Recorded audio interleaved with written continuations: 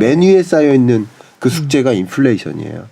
그럼 인플레이션을 잡기 위해 자 인플레이션이 숙제가 아닐 때는 미국 경제 입장에서 특히 이 바이든이 지금 가동하고 있는 여러 정책들 리쇼링이잖아요. 네. 아 공장 한국 공장 미국에다 줘 이거잖아요.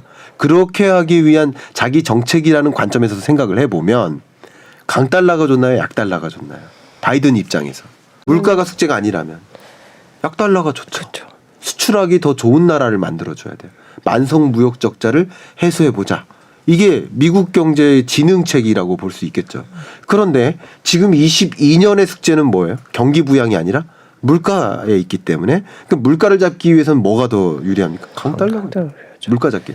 그러니까 미국 경제는 우리나라가 더 심합니다. 왜냐하면 워낙 소비국이기 때문에 무역 적자국이기 때문에 결국 수입하는 그 단가를 떨어뜨려야만 자국 물가를 잡기 때문에 22년의 숙제는 물가이기 때문에 강달러를 놓지 않아요. 근데 중간 선거가 11월에 있고 중간 선거의 승패를 떠나서 한번 생각해 보세요. 승한들 패한들 강달러를 유지해 가지고 물가를 잡기 위한 노력, 그 노력의 정도가 더 커질까요? 작아질까요? 그 종료가 됐기 때문에 좀 약해진다는 거죠. 그렇죠. 약해집니다.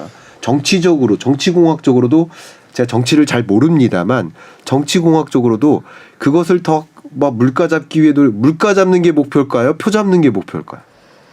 강달러를 유지하는 게 목표일까요? 표를 유지하는 게 목표일까요? 표거든요. 그러니까 표를 위해 요구되는 정치인이기 때문에 정치인은 정치인의 마음으로 이해해야 되고 파월은 파월의 마음, 그 통화정책 수장으로서 이해를 해야 그들의 마음을 이해할 텐데 바이든의 생각은 온통 표일 테니까 표를 잡기 위해서는 어쨌든 미중 패권 전쟁은 유지시키고 싸우는 걸 좋아해요. 왜냐하면 미국 국민들이 중국에 대한 비호의감이 극에 달했어요. 그러니까 중국을 계속 쩔쩔 못되게 막 이렇게 사로잡는 모습을 계속 보여줘야 돼요.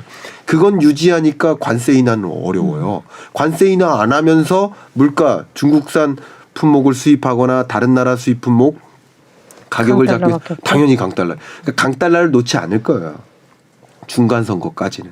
근데 승패를 떠나서 승에도 그것에 좀 이제 와인 한잔 하는 거죠. 쉽게 말하면. 패하면 이제 소주 마시는 거겠지만 어쨌든 그 정도가 약해질 가능성이 높다라고 판단하신다면 통화정책 관점이나 금리 인상 속도 조절론에 저는 무게를 두지는 않습니다.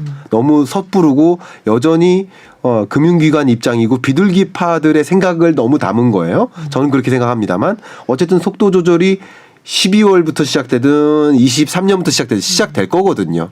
그것도 이제 선반영해서 움직일 것이고 바이든의 생각도 주춤해질 것이고 그런 미세조정적인 그런 구두 개입 발언 이런 것들도 약해질 것이고 그런 것들이 이제 분기점이 될 것은 22년 11월이라고 생각을 하는 거죠. 22년에 또 실패하면 설 데가 없어요. 그럼 물가를 놓치면 됩니까 안 됩니까? 놓칠 수 물가 없겠죠. 놓치면 안 됩니다. 물가 확실히 잡아야 됩니다. 그리고 세계 만방한테 공언했잖아요. 뭐라고? 2% goal. 2%까지 달성을 할 수 있을까요? 2%라는 목표 물가. 그러니까 2%라는 목표 물가를 달성하기는 어렵습니다.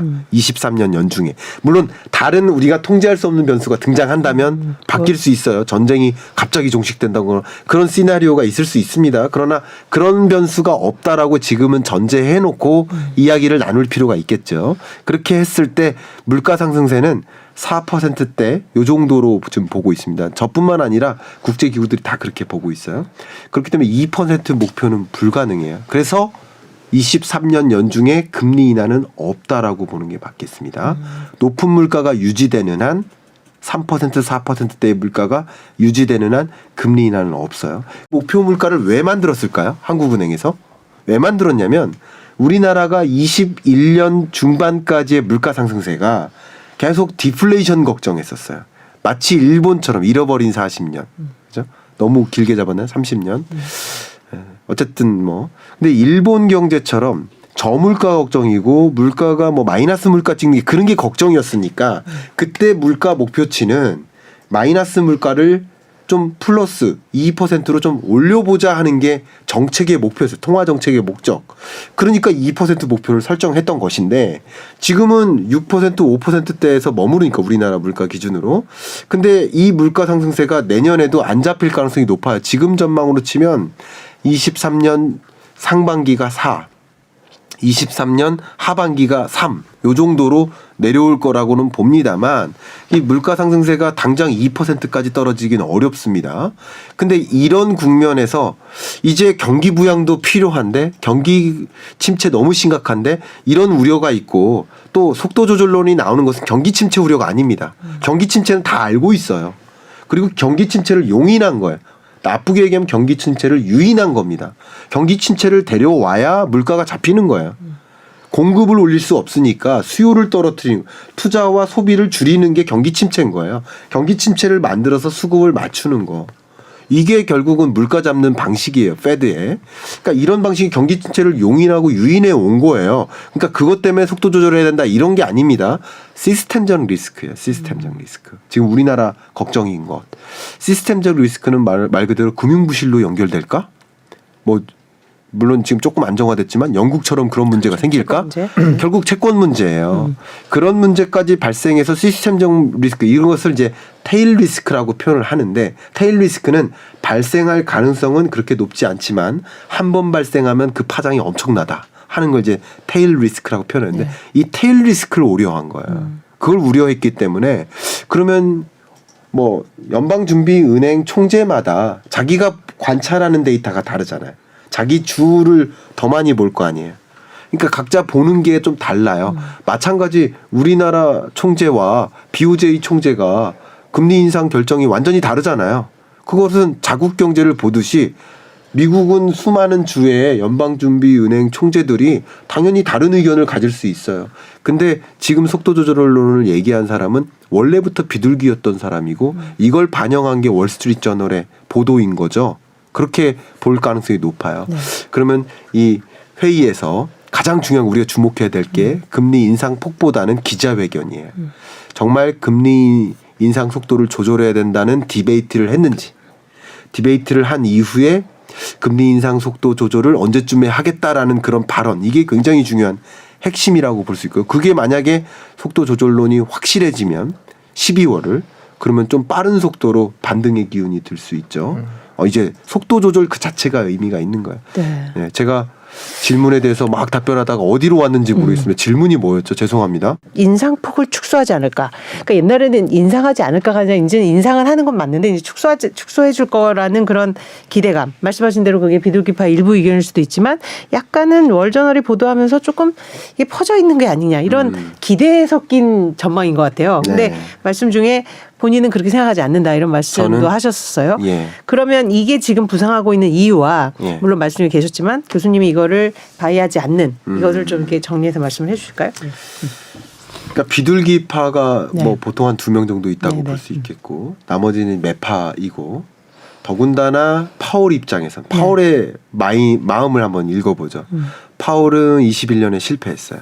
인플레이션 안 올 거라고 하고 금리 인상 이르다 필요 없다. 그래서 금리 인상 안 했었죠. 근데 연준의 실패라는 것이 지적이 됐고 사과까지 했죠. 그런 관점에서 만약에 이번에 2% 골이라는 표현까지 해가면서 강조를 했는데 잭슨홀 미팅에서 그런데 불과 몇 개월 안 됐습니다.